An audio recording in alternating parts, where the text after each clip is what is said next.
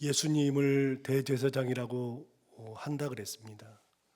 사실 예수님은 대제사장인 적이 없었죠. 그런데 히브리서 기자는 예수님을 대제사장이라고 생각을 했었습니다. 그도 그럴 것이 제사장은 제물을 드리러 온 죄 지은 사람들의 죄를 제사를 드림으로써 하나님으로부터 화해하게 하고 용서받게 하는 역할을 하는데, 예수님이 바로 우리가 죄인인데 하나님과 화해하고 용서받는 존재로 만들어 주셨으니까 제사장의 역할을 하시는 것이다. 두 번째는, 제사장은 제물을 드리러 오는 사람들이 제물을 드렸을 때 그거를 잡아서 제물을 가지고서 하나님 앞에 뿌리면서 화해, 용서 이런 거를 구했는데, 예수님은 우리들이 제물을 가져오지 않고도 본인이 직접 제물이 되셔서 희생 제물, 속죄 제물이 되셔서 직접 하나님과 화해할 수 있도록, 용서받을 수 있도록 그렇게 해주셨다. 그래서 예수님은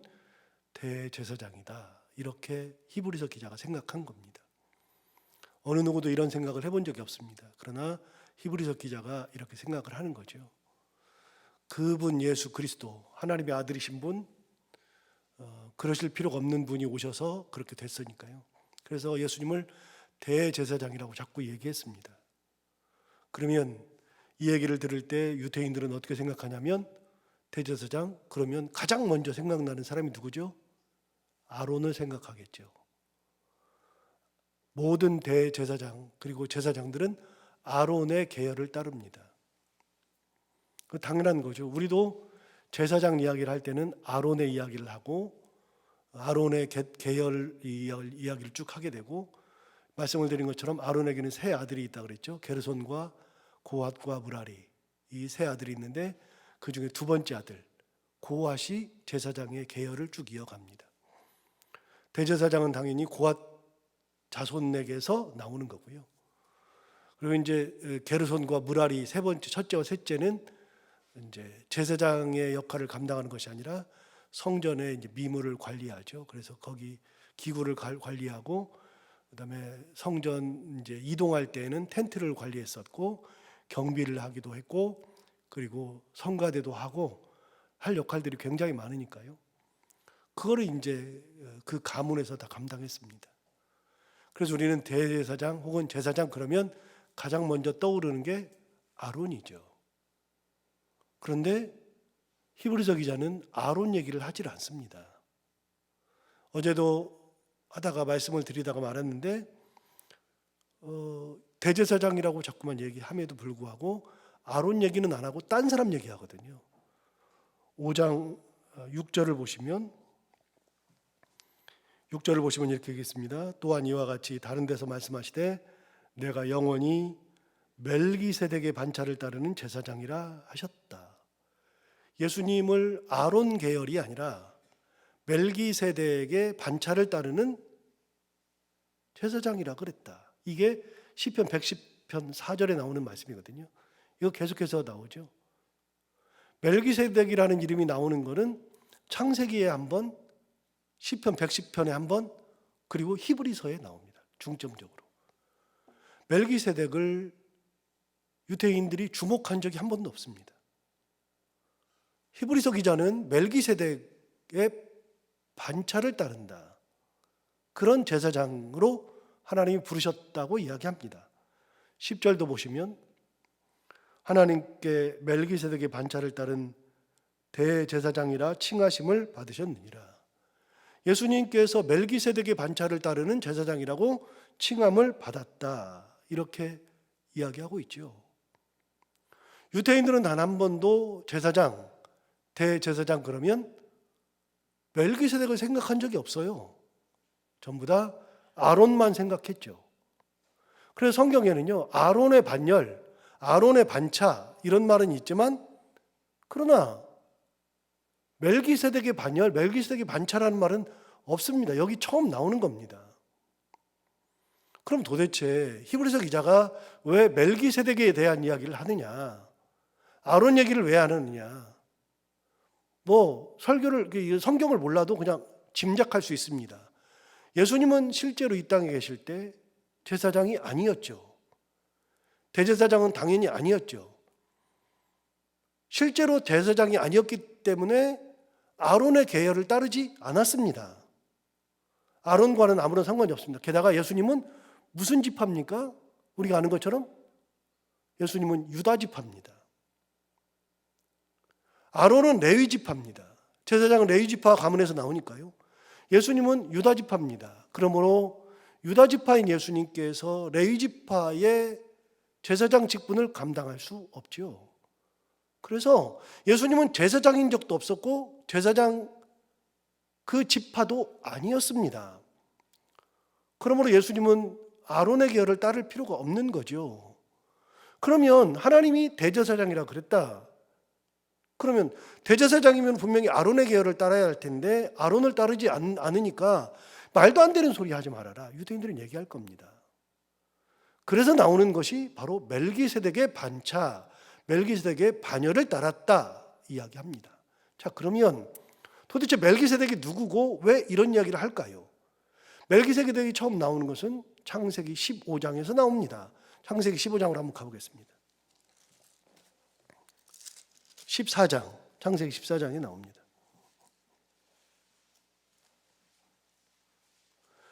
이 본문은 7장 할 때 제가 다시 한번 볼 거니까 간단히만 보고 넘어가겠습니다. 7장에도 역시 멜기세덱의 살렘왕 멜기세덱이 나오는데요.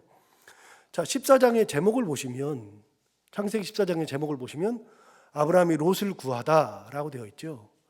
롯이 잡혀갔을 때 그둘라오멜 이제 왕에게 잡혀갔을 때 아브라함이 자기가 훈련시킨 사람들을 데리고 가서 14절을 보시면 자기 조카 롯을 구하기 위해서 아브라함이 그의 조카가 사로잡혔음을 듣고 집에서 길리고 훈련된 자 318명을 거느리고 단까지 쫓아가서 그와 그의 가신들이 나뉘어 밤에 그들을 쳐부수고 담에서 왼편 호박까지 쫓아가 모든 빼앗겼던 재물과 자기의 조카 롯과 그의 재물과 또 그 부녀와 친척을 다 찾아왔더라. 여러분, 아브라함이 지금 어디 있냐면요, 13장 18절 한번 보십시오. 13장 18절에 하면 이에 아브라함이 장막으로 옮겨 헤브론에 있는 마므레 상수리 숲에 이르러 거주하며 거기서 여호와를 위하여 제단을 쌓았다. 이때 아브라함이 있었던 데는 헤브론이었습니다. 그런데 어디까지 쫓아갔다고 돼 있죠? 아까 14절 맨 끝에 단까지 쫓아갔다. 저를 잠시 보시면 헤브론은 이스라엘의 거의 남단입니다. 최남단. 단은 이스라엘의 최북단입니다. 거기를 사람이 군사가 쫓아간다 그러면 그냥 안 자고 안 쉬고 그렇게 하면 15일은 뛰어가야 됩니다. 그러니까 군사가 318명이 가야 되고 먹어야 되고 자야 되고 그러니까 한 달은 가야 된다고 생각합니다. 그럼 한 달을 가가지고서 롯이 잡혀갔으니까 거기서 구해서 내려오는 겁니다. 자, 롯을 구해서 올 때 뭐라고 되어 있냐면 16절을 보시면 이렇게 되어 있잖아요. 모든 빼앗겼던 재물과 자기의 조카 롯과 그의 재물과 또 부녀와 친척을 다 찾아왔더라. 롯이 자기 재산, 자기 부인, 자기 자식들 이 모든 것들을 다 뺏겼는데 그걸 다 뺏어서 오면서 여러분 전쟁을 하면 항상 전리품이 생기죠. 그 상대방을 무너뜨리면 상대방이 가지고 있었던 것도 다 가져오죠. 이게 전리품이라 그러잖아요. 당연히 전리품을 가져오는 겁니다. 그래서 아브라함이 롯을 구하면서 롯과 그의 재물과 다 구해줬어요. 너는 이제 가. 그리고 롯도 아브라함도 전쟁에서 이긴 전리품을 가지고 이제 내려오는 길입니다. 자, 내려옵니다. 17절이 내려오는 겁니다.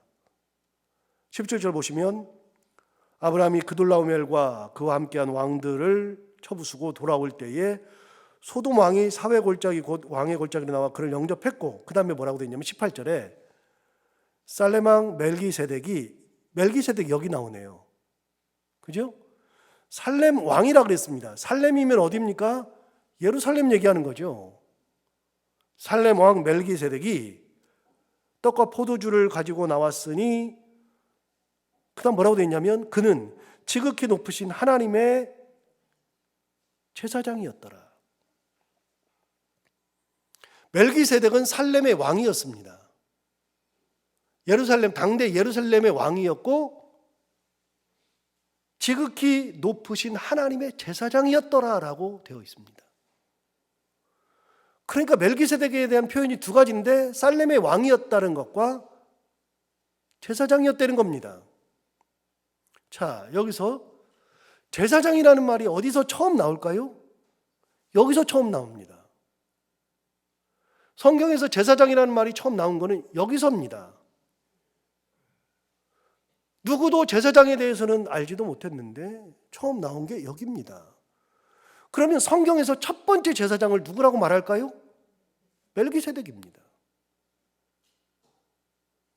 그러면 우리가 알고 있는 아론에 대한 이야기, 아론이 제사장이 되고 대제사장이 된 얘기는 어디 나오느냐? 레위기 21장에 나옵니다. 민수기에도 민수기 35장에 3번 나옵니다. 대제사장이라는 표현 자체가 레위기 민수기에 나옵니다. 그럼 여러분 보세요. 레위기는 언제 얘기죠? 광야시대 얘기죠. 민수기는요, 광야시대 얘기죠. 아브라함은요, 아브라함은 그것보다 훨씬 오래된 겁니다. 아브라함 이후에 이스라엘 백성들이 애굽으로 내려갔고 거기 살다가 430년 동안 살다가 하나님의 부르심을 받아서 광야로 나왔죠. 그러면 최소 500년 차이가 납니다. 멜기세덱과 아론은 500년 차이 납니다. 그런데 아론이라고 하는 제사장, 대제사장이 등장한 것은 멜기세덱 이후에 500년 뒷얘기입니다. 그 전에는요, 제사장이라는 것이 아론 지파가 해야 된다는 것이 없습니다. 레위 지파가 한다는 것도 어디부터냐면요, 예를 들어서 이겁니다. 여러분, 레위는 언제 나옵니까? 레위는 누구 아들이죠? 야곱의 아들이죠. 야곱이 12아들을 낳았잖아요.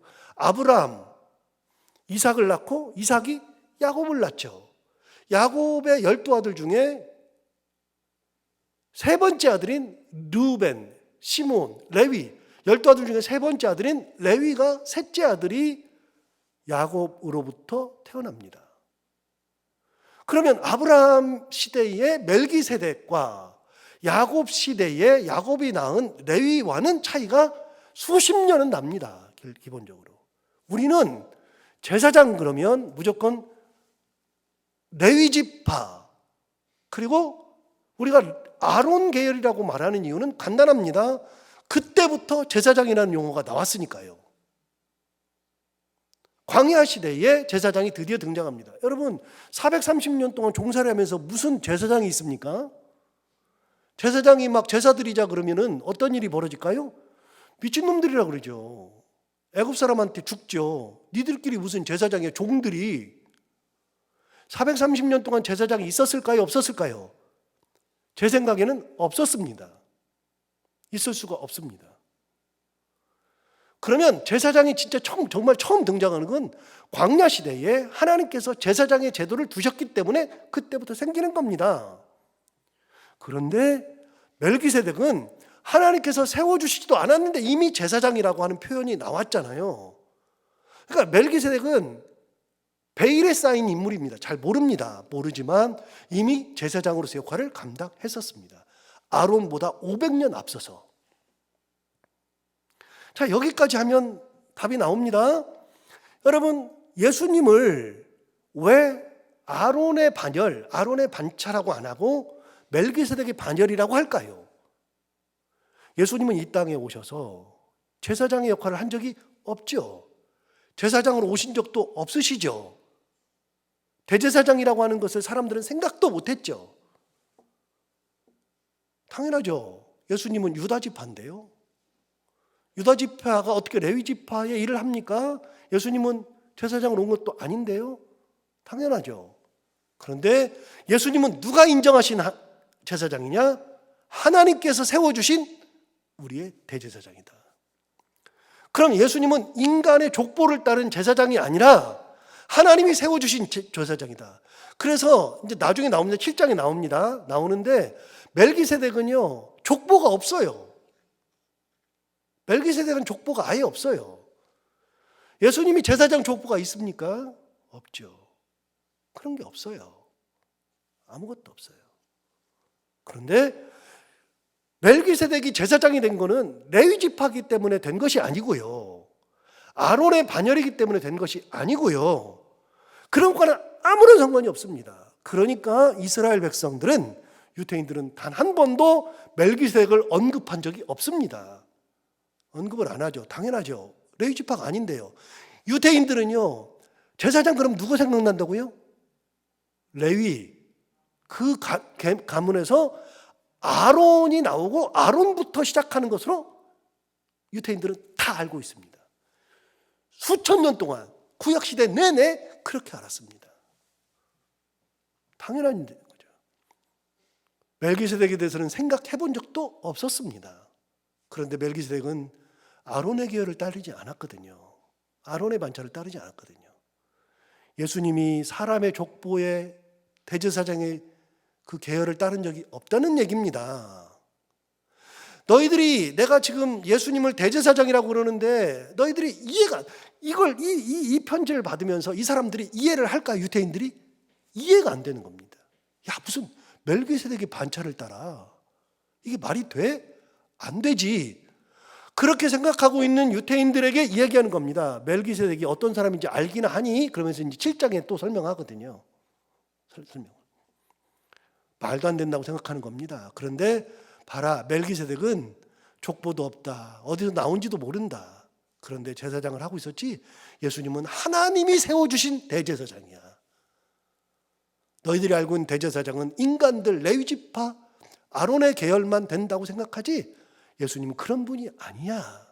아예 다른 족보를 가지고 계신 분이야. 하나님의 족보를 가지고 계신 분. 어디서 온지도 모르지만 그분이 우리를 구원하러 오신 거야. 이 얘기를 하는 겁니다.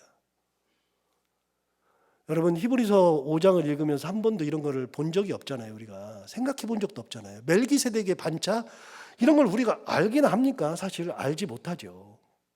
근데 이게 다 의미가 있는 얘기입니다. 이게 다. 히브리서 기자는 그래서 쓴 겁니다. 여기서 두 번째, 6절과 10절, 오늘 본문 6절과 10절을 보시면 이렇게 얘기했습니다. 6절에, 5장 6절에 또한 이와 같이 다른 데서 말씀하시되 내가 영원히 멜기세덱의 반차를 따르는 제사장이다 그랬어요. 10절에 보시면 하나님께 멜기세덱의 반차를 따르는 대제사장이라 칭함을 받으셨느니라. 여러분, 반차가 뭡니까? 반차는 반열이라고도 합니다. 반차는 반열이라고도 하고 그런 건데, 여러분, 그 반열에 올랐다, 우리 그런 거잖아요. 명장의 반열에 올랐다. 이제 그런 의미에서 이제 반열, 이제 국어 사전을 찾아보면 그래요. 그런데 반열은 뭐냐면요, 제사장들이 많으니까 제사장들을 24소로 나눠요. 24. 그래서 24소로 나눠서 그 24이 돌아가는 겁니다. 한 주씩 돌아가는 겁니다. 안식일마다. 그래서 24반차를 나누는 겁니다. 이게 다윗 시대에 나오는 거거든요. 24반열, 24반차. 그래서 24의 반차를 나눠서, 여러분, 그래서 대제사장도요, 제사장 말고 제사장도요, 반차를 가지고 있습니다. 그래서 내가 맡은 게 있습니다. 그래서 한 주에 만든 겁니다. 내가 이번 주를 책임지는 겁니다. 이제 저희 교회는 그런 게 없죠. 제가 이제 새벽기도를 다 하니까요. 이제 부교육자를 시키지 않으니까요. 근데 제가 이제 다른 교회 있을 때는요, 이제 돌아가면서 하는 겁니다. 이번 주는 누가 한다. 이번 주는 누가 한다. 내가 책임을 맡잖아요. 그걸 일종의 반차라 그럽니다. 24반차가 다윗 시대에 처음 나왔습니다. 우리가 잘 아는 반차 이야기가 하나 나오는데 그게 어디 나옵니까? 요한복음 1장에 나옵니다. 요한복음 1장에 세례 요한이 태어나는 얘기를 하잖아요. 이게 누가복음인가요? 누가복음 같은데? 누가복음 1장. 세례 요한이 태어나는 얘기가 나오는데 그 세례 요한이 태어날 때 그의 아버지 사가랴가 자기 반차가 되어서 성전에 들어가죠. 여기 반차가 나옵니다. 세례 요한의 아버지 사가랴가 제사장이었고 24반차에 따라서 성전에 들어가서 봉사하다가 성전에서 가브리엘 천사를 만났잖아요. 너에게 아들이 있다. 웃기지 말아요. 내가 무슨 내 나이에 무슨 아들이에요. 그랬더니 네가 못 믿는구나. 지금부터 네 입을 닫아라 그래서 입을 막아버렸잖아요. 그래서 벙어리가 됐잖아요. 아이를 가지는 동안에 벙어리로 살다가 나중에 이제 아이 낳고서 이름을 지을 때 네 아들 나면은 요한이라고 지어라 딱 해줬어요. 그러니까 그 아버지 사가랴가 아이가 백폭중에 있는 동안에 아무 말도 못하고 있다가 아이가 낳았을 때 사람들이 이 아이의 이름을 분명히 사가랴라고 지을 거야 라고 생각하고 있는데 그 엄마가 말을 하니까 이 아이는 요한입니다 그랬더니 사람들이 다 놀래잖아요. 아니 말이 안 되지. 남편이 그렇게 얘기하대. 그러니까 남편이 뭐 이름이 뭐냐 그랬더니 이름을 쓰잖아요. 요한 딱 쓰니까 그때서 입이 쫙 풀렸다. 이게 누가복음 1장인가에 나오는 얘기 아닙니까? 거기에 반차가 나옵니다. 24반차. 다윗 시대부터 시작하는 겁니다. 그 24반차에 의해서 매주 돌아가는 겁니다. 24분의 1로 매주 감당하는 1년에 2차례. 그러니까 제사장이 그렇게 많이 일하지 않습니다. 24분의 1로 일합니다. 그 반차를 따르는 겁니다. 내 반차. 내가 그러니까 이 반차를 갖는 거는 제사장이니까 반차를 갖는 겁니다. 반열을 갖는 겁니다. 제사장은 반차를 가지고 있습니다. 예수님도 멜기세덱의 반차를 따라서 대제사장이라 칭함을 받으셨느니라. 자, 여기까지 보고 오늘 본문을 한번 볼까요? 11절. 멜기세덱에 관하여는 우리가 할 말이 많으나 너희가 듣는 것이 두나무로 설명하기 어려우니라. 여러분 처음 설명 들었죠? 저한테. 멜기세덱에 대해서는 관심도 없어요. 유태인들도 관심도 없어요. 이걸 얘기하면 유태인들이 알아듣기가 굉장히 어렵습니다. 오늘도 보세요. 설명하기 어렵잖아요. 제가 이런 말해서 죄송하긴 한데 저니까 쉽게 설명하죠. 이걸 잘 몰라요. 설명하기 어렵다고 얘기하잖아요. 자, 12절 보세요. 때가 오래되었으므로 너희가 마땅히 선생이 되었을 터인데. 자, 구약시대를 살아왔으니까 너희가 이제 오래됐으니까 너희가 선생이 되어야 되는 것이 마땅한데 너희가 다시 하나님의 말씀의 초보에 대하여 누구에게서 가르침을 받아야 할 처지이니 그랬어요. 너희들이 구약시대에 살았으니까 뭐 그 제사장 그러면 다 알지. 제사장이 이런 거야. 그러면 그냥 제사장 그러면 그냥 아무 생각 없이 아론의 계열. 그런데 선생이 되어야 되는 너희가 멜기세덱을 몰라. 아무것도 모른다. 그러니 너희가 다시 가르침을 받아야 할 처지가 되었어요. 말씀의 초보에 대해서 가르침을 받아야 될 처지가 되었으니 그랬죠. 자, 12절 맨 끝쪽. 단단한 음식은 못 먹고 젖이나 먹어야 할 자가 되었도다. 너희가 구약시대 안다 그러지 하나도 몰라. 자, 이거는 어디로 소급될까요? 1장으로 소급됩니다. 1장에서 천사의 이야기가 소급됩니다. 자, 천사 얘기를 할 때 왜 천사 얘기를 한다고 얘기했어요? 히브리서 1장에서 예수님에 대해서 설명하는데 예수님은 하나님의 아들이야. 예수님을 믿어야 돼 구원받아. 십자가에서 피 흘리신 예수를 믿어야지 구원받아 그랬는데 유대인들은 무슨 생각해요? 야, 그렇게 나약하고 피 흘려 죽은 예수를 왜 믿어? 그게 무슨 하나님의 아들이야. 천사는 진짜 힘이 세잖아. 천사는 그러지 않아도 되잖아. 차라리 천사가 더 위대하네. 그러니까 다시 가르쳐 주는 겁니다. 천사는 부리는 영이다. 섬기는 영이다. 천사는 능력이 있어도 예수님은 잠시 천사보다 못하게 하셨어도 하나님의 아들이다. 하나님의 아들인 걸 잊으면 안 된다. 이걸 계속 얘기해 줬죠. 그러니까 구약시대 내내 살면서 예수님에 대해서 얘기할 때 말씀의 초보를 모르는 겁니다. 천사가 위대하다고 얘기하는 겁니다. 아니요. 천사가 아무리 위대해도요. 아들이 위대한 거잖아요. 아들이. 세상에 누가 위대해도요. 왕의 아들이 가장 위대한 겁니다. 누가 그걸 따라갑니까? 그걸 다시 가르쳐 준 겁니다. 자, 제사장에 대해서도 이야기하는데 대제사장 그러니까 유태인들은 무슨 생각해요? 말도 안 되는 소리 하고 있어. 무슨 대제사장이야 예수님이. 예수님 유다 지파인데 그거부터 설명하기 시작하고 멜기세덱의 반차이를 설명하기 시작하니까 너희들이 말씀에 초보여서 아무것도 모른다. 선생 되어야 하는데도 모른다. 제가 이 설교를 준비하면서 그런 생각이 들었습니다. 우리가 신앙생활하면서 가장 갈등하는 것 중에 하나가 그겁니다. 여러분 성경을 많이 알고 열심히 읽고 막 그런 건 진짜 좋은데요. 성경 하나님께서 말씀하시는 근원을 자꾸만 까먹으니까 하나님께서 말씀하시는 것은요. 성경을 많이 하는 것을 말씀하신 적이 없어요. 하나님은 성경을 많이 하는 걸 말씀하시는 게 아니라 하나님의 말씀을 듣고 그대로 사는 것을 말씀하신 거예요. 우리는 지금까지 봉사를 많이 해야만 이게 신앙이 있다고 생각했는데, 성경의 근원은 봉사를 많이 해야 신앙이 있다고 말씀하신 게 아니라, 말씀, 살아있는 말씀이 내 안에 있어서 말씀이 나를 역사하고 나를 이끌고 가고 내가 하나님의 말씀에 순종하는 것이 진짜 신앙이라는 것을 모르고 사는 거예요. 그래서 계속 말씀드리잖아요. 교회 생활이 아니라 신앙 생활을 해야 된다고요. 신앙이 내 안에 있어야 된다고요. 그래서 남들을 욕할 수가 없어요. 욕하면 그거는 신앙과 별로 관련이 없거든요. 비방할 필요도 없어요. 그 사람들 다 용납하고 용서하고 사랑하고, 수없이 예수님께서 말씀하시잖아요. 말씀의 초보 아닙니까? 그게 기본 아닙니까? 기본. 이스라엘 백성들은 딱 고정관념이 있어요. 고정관념이 딱 있어요. 위대해야 된다. 대단해야 된다. 피 흘리지 말아야 된다. 대제사장은 아론의 계열이다. 이것이 딱 있으니까 너희가 말씀의 초보를 다시 배워야 한다. 맞는 얘기예요.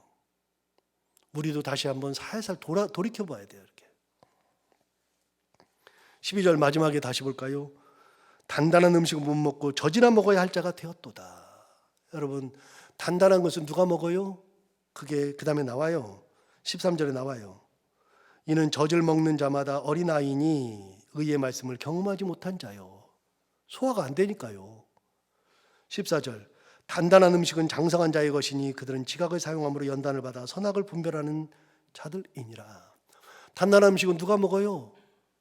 단단한 음식을 소화시킬 능력이 있는 사람. 자, 오늘 제가 새벽 설교하면서 이 마지막 이 부분을 이야기할 때, 막 이렇게 토론하면서 얘기할 때, 이게 정말 신앙이 없는 사람들은요, 제가 말하면 소화가 안 돼가지고서 저게 뭐야?